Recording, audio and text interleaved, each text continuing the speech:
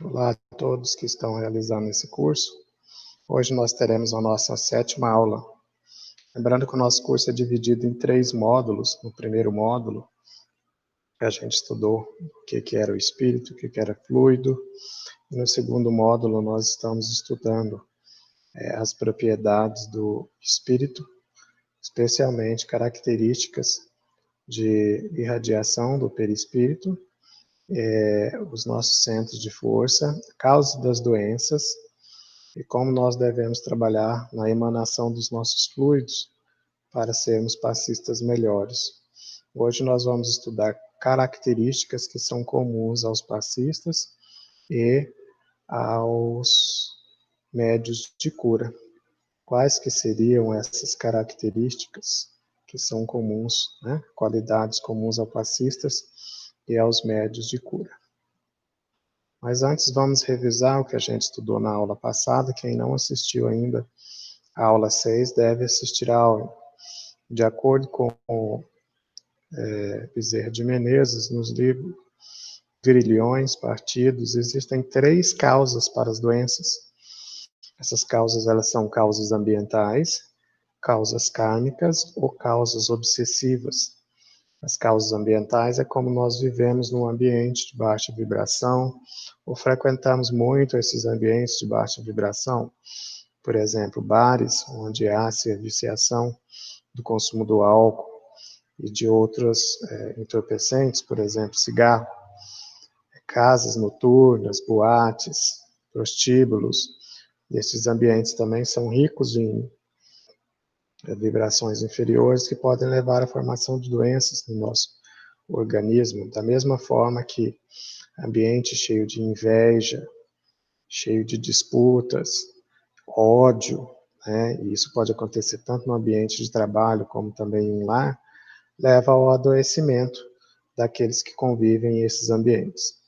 E a melhor forma de se resolver as causas dessas doenças é a transformação do ambiente, ou parar de frequentá-los. Causas kármicas são aquelas doenças que têm origem naquilo que fizemos em outras reencarnações. Algumas delas são educativas, outras são reparadoras. Sempre fomos nós que escolhemos, na nossa programação reencarnatória, o motivo de se passar por essas doenças denominadas kármicas. E as causas obsessivas são aquelas que, através de sintonia e vibração, nós atraímos para a nossa proximidade um espírito que pode transmitir algo que se assemelha a doenças. Nesse caso aqui, nós temos que nos transformar moralmente e afastar também o espírito que causa a obsessão, ou através da nossa transformação e, sobretudo, tanto da nossa transformação quanto da educação desse espírito via o que a gente chama de desobsessão, uma reunião mediúnica de desobsessão. Mas antes da gente saber quais são as propriedades que são comuns dos passistas e dos médiuns de cura, é necessário a gente saber o que é uma mediunidade curadora. Em relação à mediunidade curadora, que de acordo com Kardec iria aumentar com o tempo,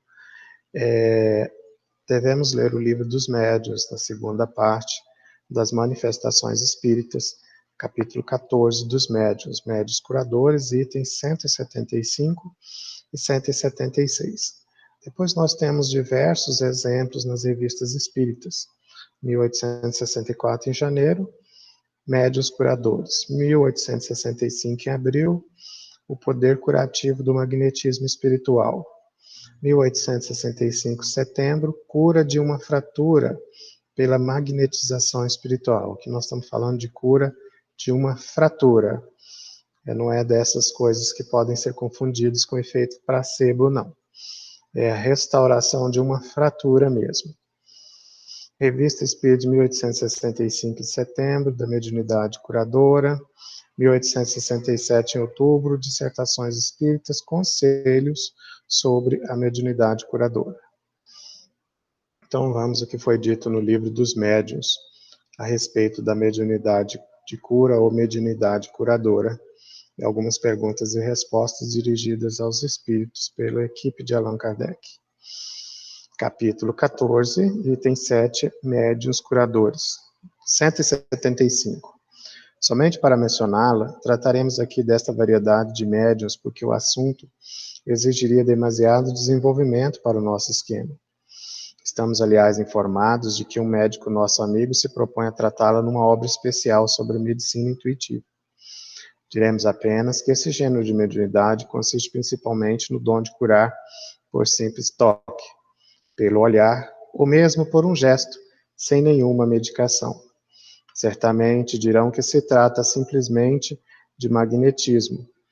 É evidente que o fluido magnético exerce um grande papel no caso. Mas quando se examina o fenômeno com o devido cuidado, facilmente se reconhece a presença de mais alguma coisa.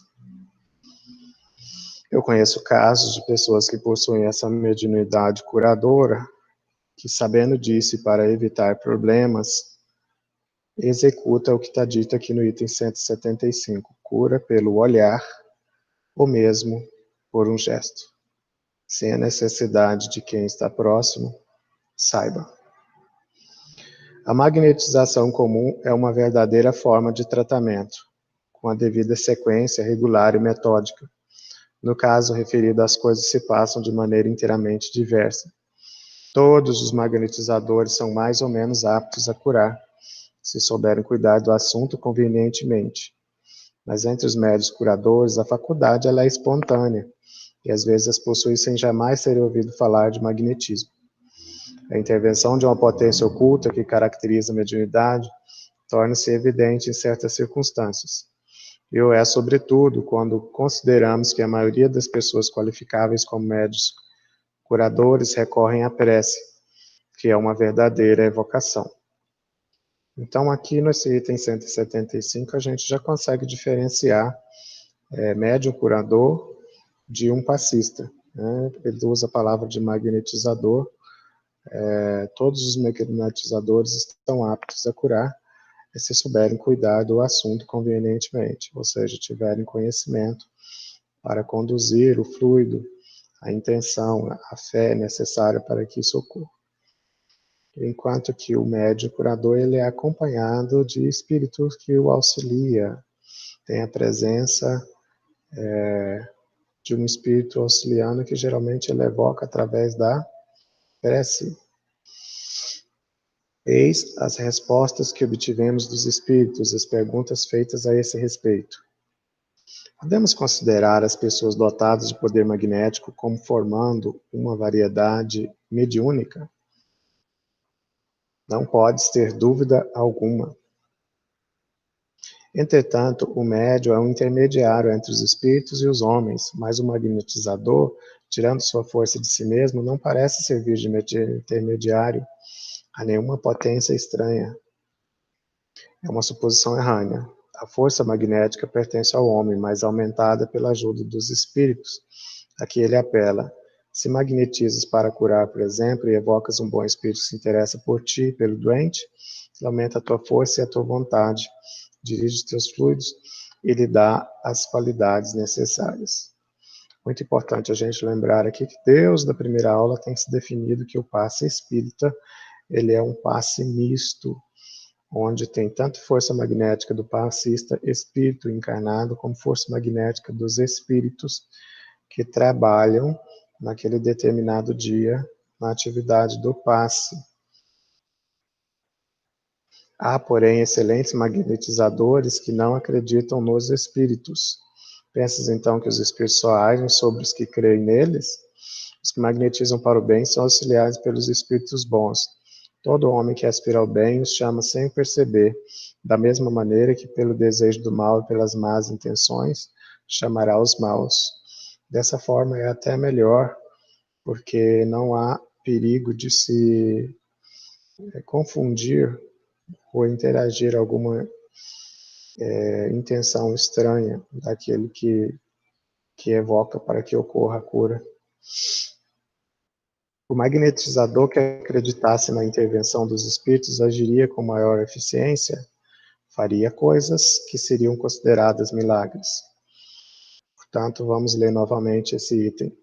O passista que acreditasse na intervenção dos espíritos agiria com maior eficiência, faria coisas que seriam consideradas milagres. Muito importante aqui dizer que toda limitação, todo obstáculo para que se ocorra as coisas, ou vivência de crenças limitantes. Aquele que acredita não ser merecedor, ou aquele que acredita que essas coisas só irão acontecer em planetas muito evoluídos, ou daqui a muitos anos, por ausência de algo chamado fé ou vontade, claro, não vai ocorrer nada. Algumas pessoas têm realmente o dom de curar por simples toque, sem o emprego de passes magnéticos. Seguramente. Não tens tantos exemplos? Nesses casos, trata-se de ação magnética ou somente de influência dos espíritos? Uma e outra. Essas pessoas são verdadeiros médiuns, pois agem sob a influência dos espíritos. Mas isso não quer dizer que sejam médiuns escreventes, como o entendes. A ação dos espíritos é que realmente dá eficácia curadora ao magnetismo humano. Preste-se atenção à dinâmica do auxílio espiritual, revelada nessa esclarecedora resposta.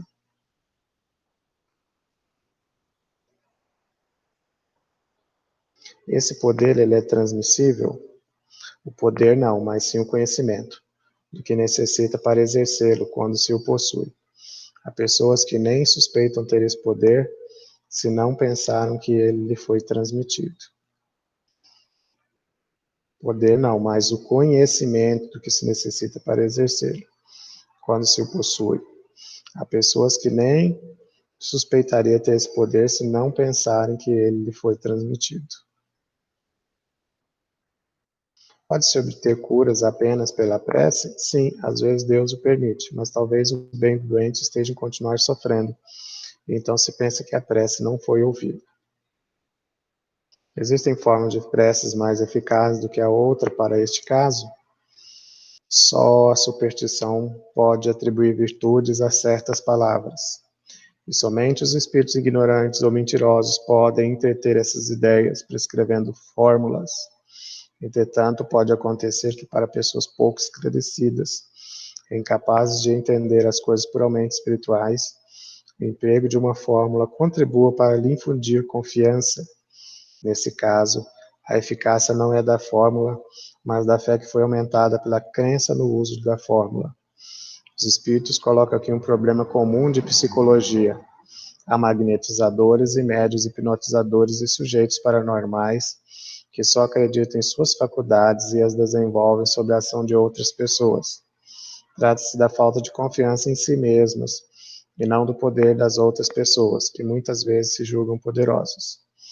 Ilusão muito frequente dos que se dizem capazes de desenvolver a mediunidade dos outros. Ilusão muito frequente dos que se dizem capazes de desenvolver a mediunidade dos outros.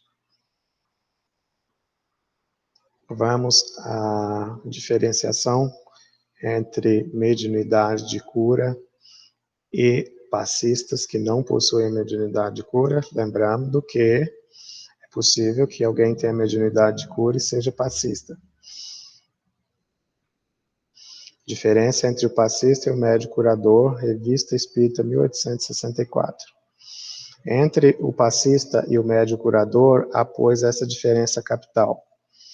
O primeiro magnetiza com seu próprio fluido, e o segundo com o fluido depurado dos espíritos, donde se segue que estes últimos dão o seu concurso a quem querem quando querem, que podem recusá-lo e, por consequente, tirar a faculdade daquele que dele abusasse ou a desviasse do seu fim humanitário e caritativo, para dela fazer comércio.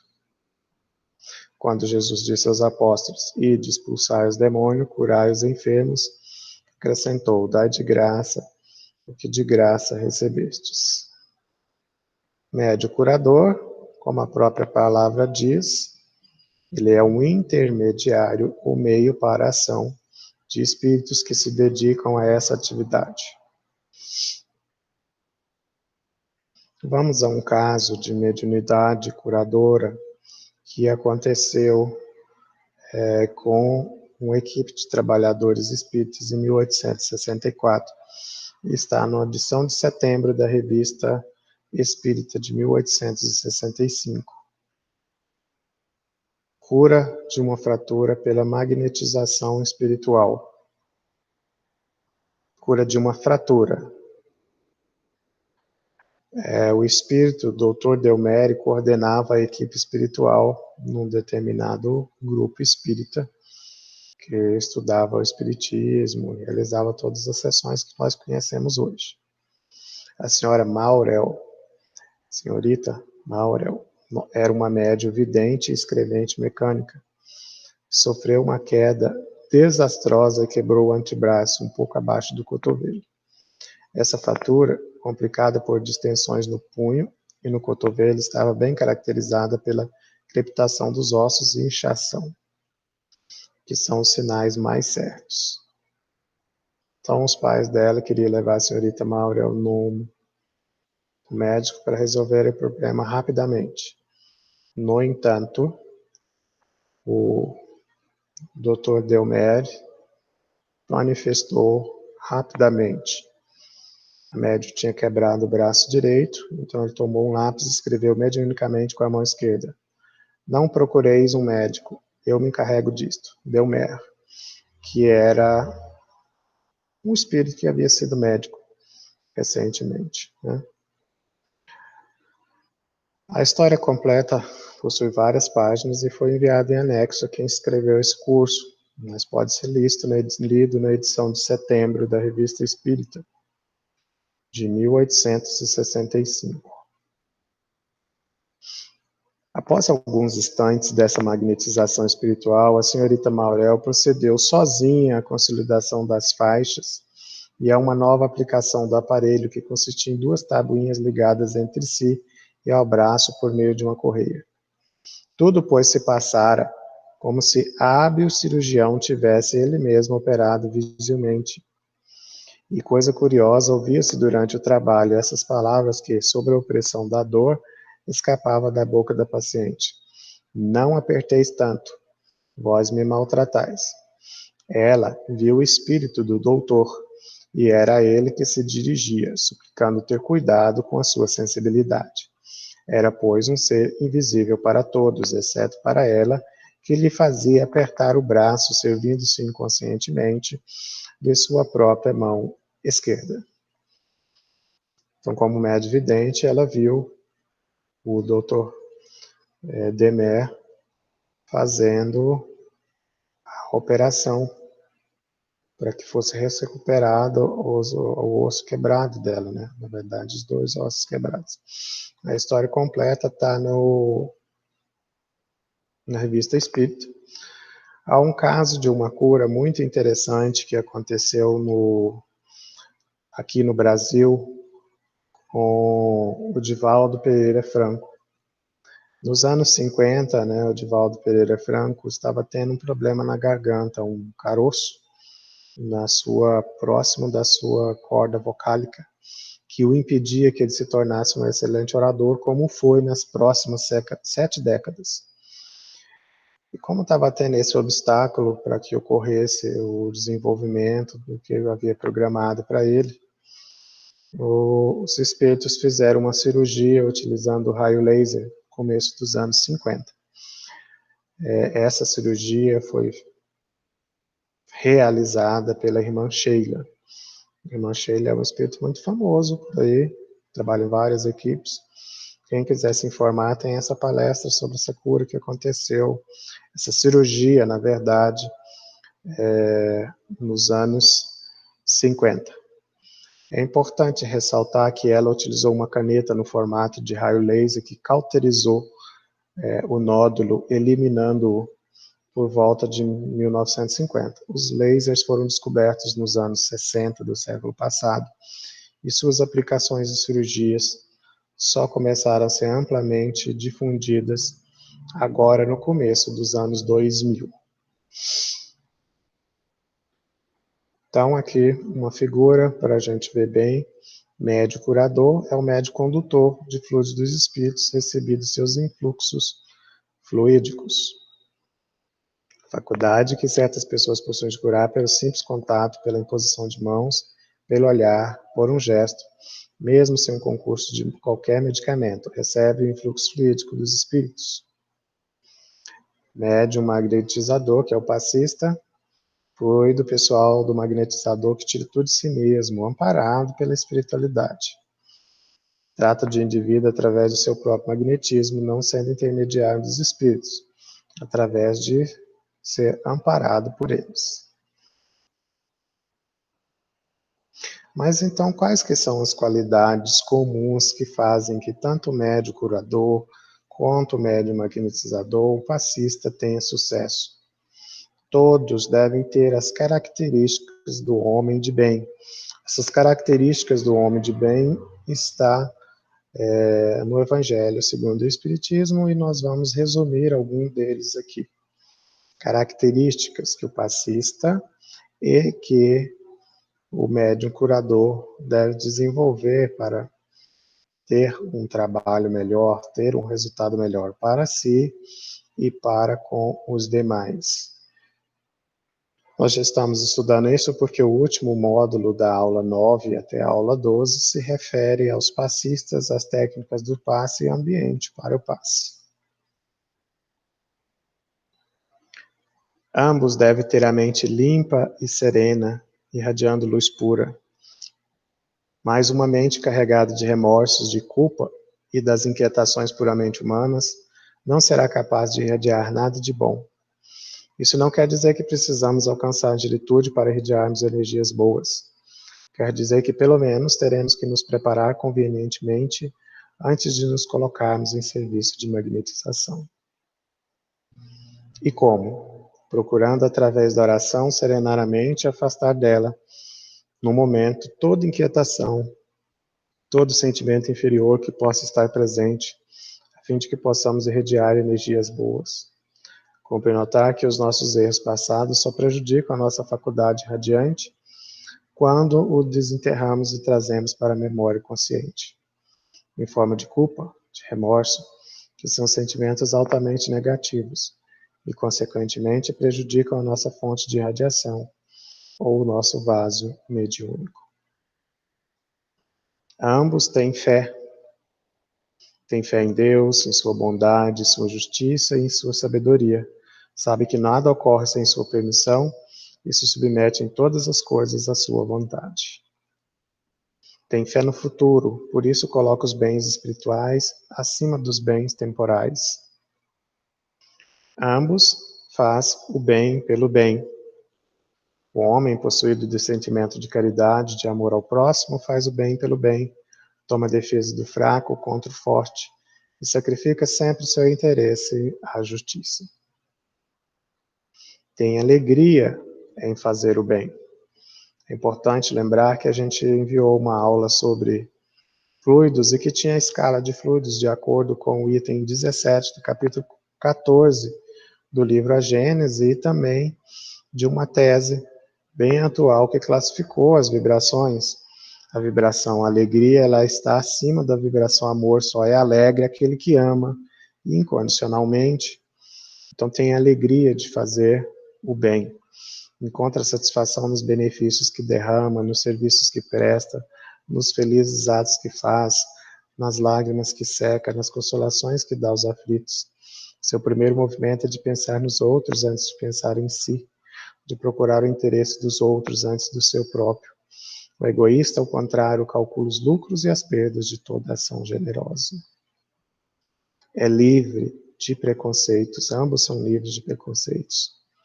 Ele é bom, humano e benevolente para com todos, sem preferência de raça, nem de crença, porque vê irmãos em todos os homens.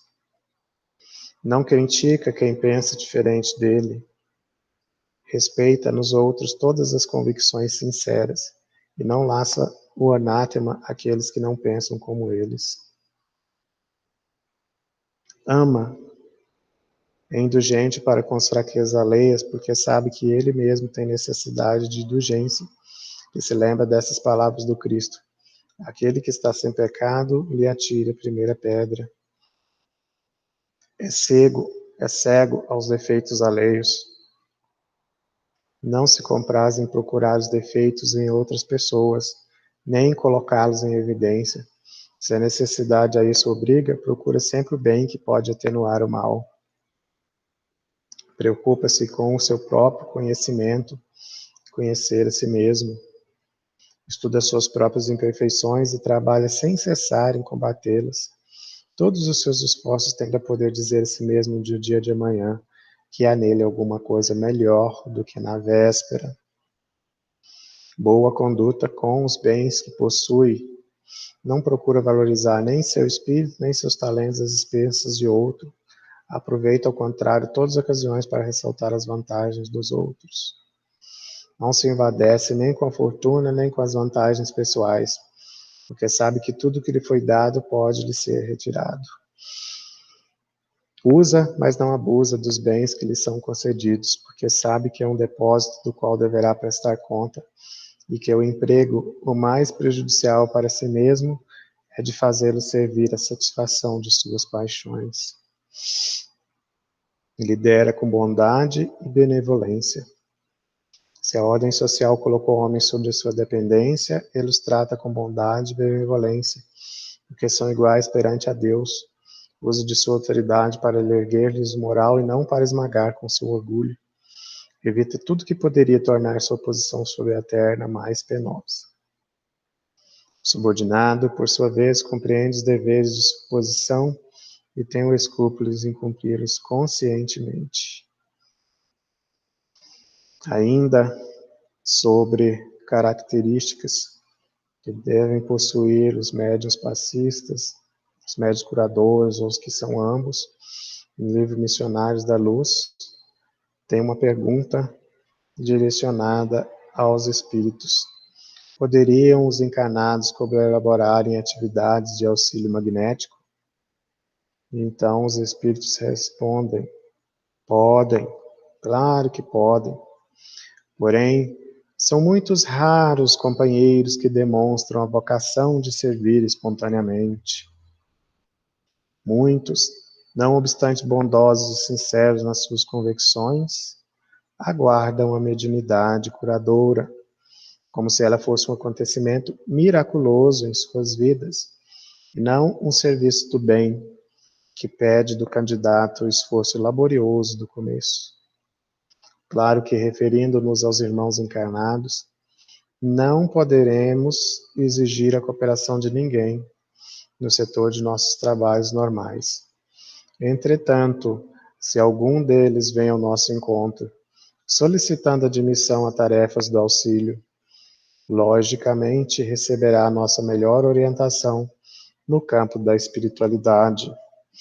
Portanto, aquele que quer ser um passista melhor, ou aquele que quer trabalhar com as equipes espirituais no auxílio magnético, nessa resposta que está no livro Missionários da Luz, basta você fazer o seguinte: através da prece e da oração, solicite admissão às tarefas do auxílio. E, logicamente, você receberá a melhor orientação dos espíritos. Não tenha medo, não tenha receio, expresse a sua vontade. É nos momentos de desdobramento, ou seja, quando estamos dormindo, que nós recebemos estas orientações. E os espíritos trabalhadores, tanto da nossa casa, como todos os trabalhadores do bem, eles estão prontos para oferecerem a melhor orientação. Não deixa ninguém sem resposta no campo da espiritualidade. Na próxima aula, nós vamos estudar sobre a prece e sobre as faculdades radiantes.